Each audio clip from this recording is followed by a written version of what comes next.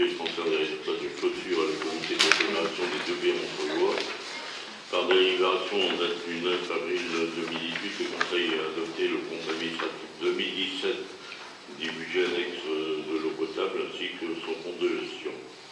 Conformément à l'arrêté préfectoral en date du 21 décembre 2017 portant transfert du siège et modification des compétences de la comité d'agglomération des deux biens en Montreuil, la compétence eau potable a été transférée au 1er janvier 2018 à la comité d'agglomération des deux biens en Montreuil. Conformément à la réglementation en vigueur et dans le cadre de transfert de compétences, il est admis que le transfert des éléments d'actifs et de passifs et résultats budgétaires du budget annexe de l'eau potable, qu'il s'agit de recettes à recouvrer d'excédents de déficit en partie, ou en tout ou partie. Ces opérations budgétaires et comptables de transfert sont des opérations réelles.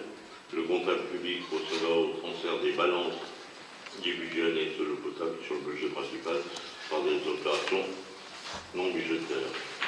Alors le procès verbal de transfert doit faire l'objet d'une validation de la comité d'agglomération des deux biens en Montreuil et de la commune.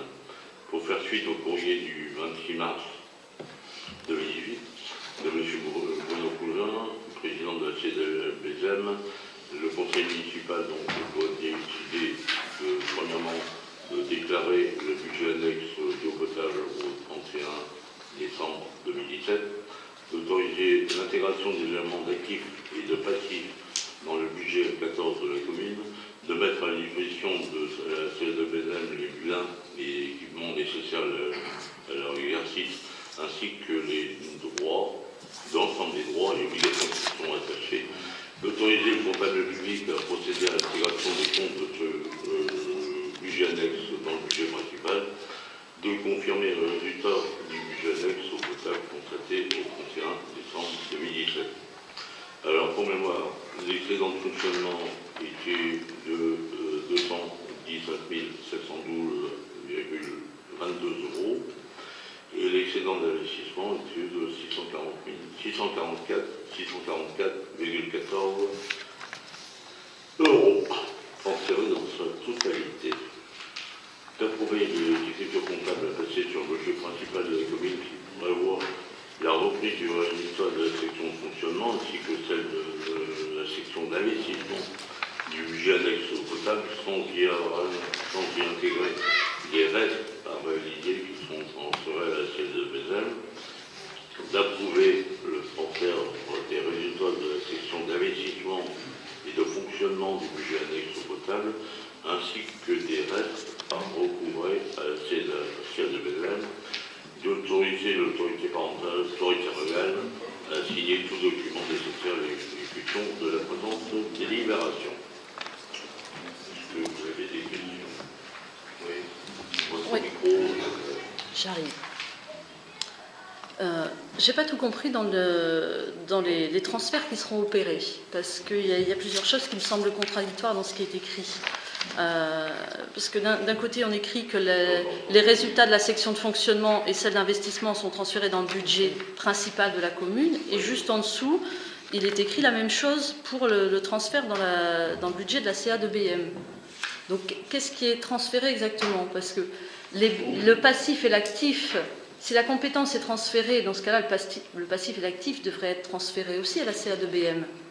Alors, pourquoi Enfin, je n'ai pas compris ce qui était transféré, ce qui ne l'était pas. Il est transféré tout ce qui concerne l'eau à partir du 1er janvier 2018, au point de vue excédent de fonctionnement et au point de vue excédent d'investissement. Oui, mais c'est transféré à la CA2BM. Oui. Parce que pourquoi il est écrit dans ce cas qu'il convient de la commune qui prévoit la reprise du résultat de la section de fonctionnement ainsi que celle de la section d'investissement du budget annexe au potable, sans y intégrer les restes à réaliser qui sont transférés à la CA2BM. Mais là, c'est écrit noir sur blanc qu'on intègre dans notre budget principal les résultats. On nous devrait l'intégrer dans notre budget général et puis après le transférer. D'accord, donc il y a deux transferts. D'accord, ok. Et donc l'actif, le passif, est transféré à la CA2BM.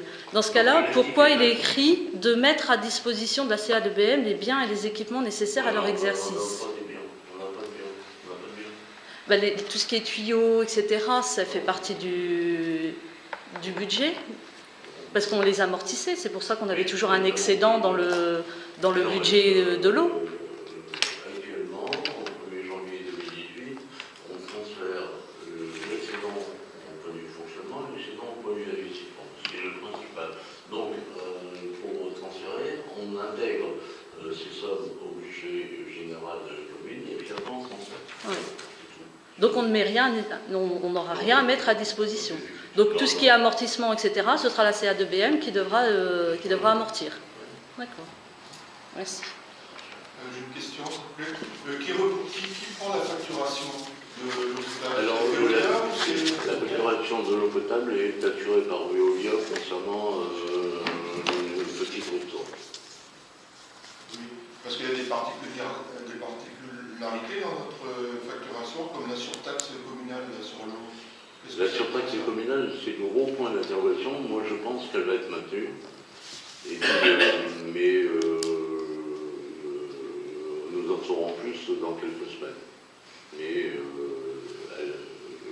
c'est maintenu. Et qui doit décider? C'est Ah bah, la commune, Veolia? Non, c'est la commission des affaires eau potable au niveau de l'intercommunalité. Et puis après... ah bah oui, ils sont obligés. Hein. Et est-ce que ça sera harmonisé sur les autres communes dans ce cas? Oui, ça sera... c'est un rude problème. C'est un rude problème. Ouais, c'est comme harmoniser l'assainissement, c'est un rude problème également. Bon, on y arrivera avec le temps. Hein.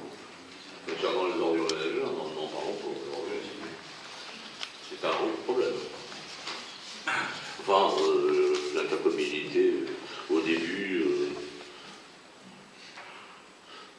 c'est un vrai problème. Ce qui est dommage avec l'intercommunalité quand même, c'est qu'au départ ça semblait quand même un beau projet de pouvoir être ensemble et être plus forts ensemble, etc. À l'heure actuelle, on a plus l'impression que c'est une absorption d'Opale Sud, des deux communautés Montreuilois et Terre et Mer d'Opale par Opale Sud, qu'une réelle fusion des trois communautés de communes. Et vous parliez des ordures ménagères, c'était une question que je voulais vous poser en questions diverses à la fin. On entend des bruits qu'effectivement la collecte serait supprimée. Est-ce que vous en savez plus aujourd'hui? La collecte des ordures vertes n'est pas encore supprimée, c'est dans le tuyau. Hein. Donc il y a une réunion ce soir, je demandais à Mme Marguerite d'y assister parce que nous ne serons pas d'accord.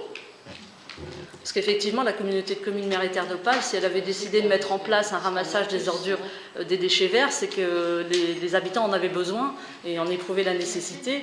Et c'est quand même dommage qu'on harmonise toujours en fonction de ce qui se fait à côté et pas nos besoins réels. Nous sommes 84 délégués. La communauté, le COS et la CTM représentent pratiquement 60. Donc nous sommes battus. Et nous retraitons.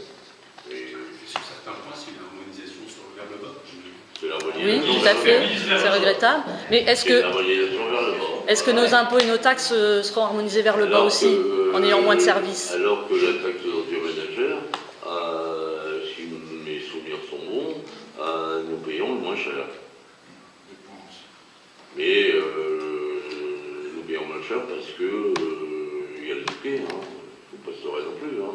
La valeur locative du Touquet emporte la différence. Hein. Mais n'empêche que Cuc et Merlimont, Touquet et Tap, et Camier payent 10,80, alors que sur Berck paye 13%.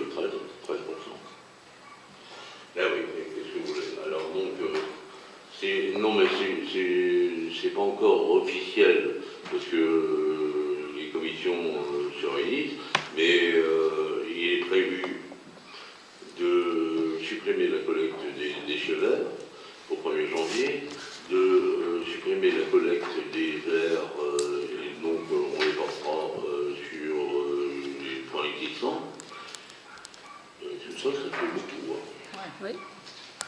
Le risque, c'est de se retrouver avec des dépôts sauvages. Hein. En plus, mettez-vous à la place des Cucois, des Merlimontois et des Touquetois, ils vont avoir des services en moins et ils vont payer plus cher. Ben, je suis bien d'accord avec vous. Surtout Et je ne suis pas d'accord pour ça. On s'est habitué à ce confort-là, surtout. Ah ouais. Ça, c'était un réel confort.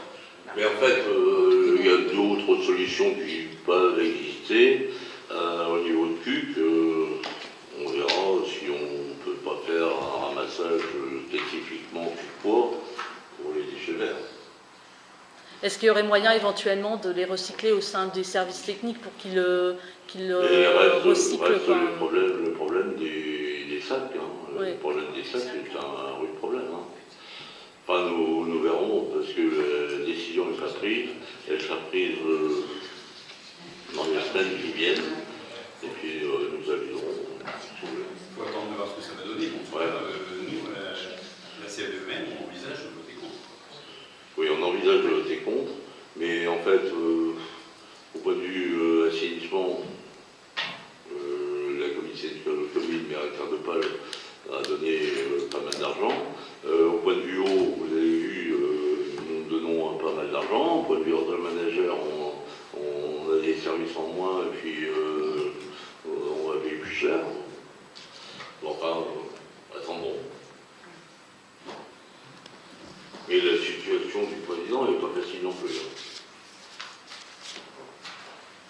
Et puis encore d'autres trucs, je ne peux pas vous dire, mais ils sont encore beaucoup plus graves. Beaucoup plus graves. Je pense au pôle police. Quoi Au pôle police. Ça, c'est encore beaucoup plus grave. Vous nous mettez l'eau à la bouche, là, il faut nous en dire plus. Pardon? Je dis, vous nous mettez l'eau à la bouche, il faut nous en dire plus. Non, il s'agit d'une information qui a été révélée en voyant le bureau la semaine dernière, et je prendrai la parole quand ça sera officiel. On compte sur vous, monsieur le maire. De l'eau potable, qui est contre, attention, tout le monde est contre, d'accord.